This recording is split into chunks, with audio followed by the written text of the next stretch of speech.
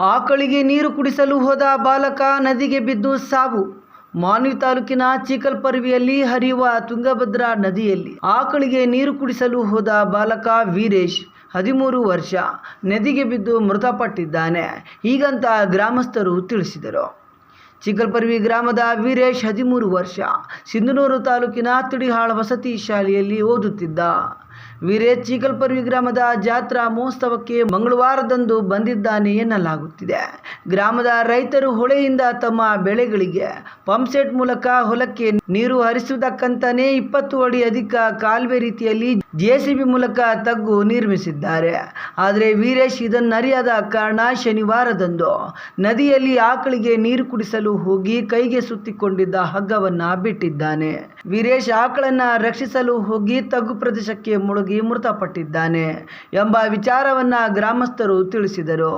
ತೋಡಿರ್ತಾರಲ್ಲ ಮೋಟ್ರಿಗೆ ನೀರು ಬರಕ ಆ ಕಾಲುವೆದಾಗ ಅದು ಒಂದು 10 ಫೀಟ್ ಅಡ್ಡಲ ಐತಿ. ಅದು ಆ ಕಡೆಗೆ ಆಕಳ ಎಳ್ಕೊಂಡು ಹೋದ ಹಗ್ಗ ನೋಡ ನೀರಿನ ಬಿಟ್ಬಿಟ್ಟನ್ ಕೈಗೆ. ಹಲೋ, ಹಂಗಾಗಿ ನೀರು ಕುಡ್ದು ಬಿಟ್ಟವ, ಯಾರು ನೋಡಿಲ್ಲ ಅಲ್ಲಿ.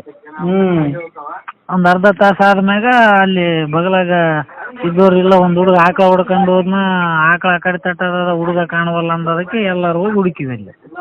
ಕೆಲ ಗಂಟೆ ನಂತರ ದೇಹವನ್ನ ಮೇಲ್ತೆಗೆದ ಗ್ರಾಮಸ್ಥರು ಉಸಿರಾಟಕ್ಕಾಗಿ ಸೆಣಸಾಡುತ್ತಿದ್ದ ಬಾಲಕನನ್ನ ರಕ್ಷಿಸಲು ಪ್ರಯತ್ನಿಸಿದರು. ಯಾವುದೇ ಪ್ರಯೋಜನ ಆಗಿಲ್ಲ.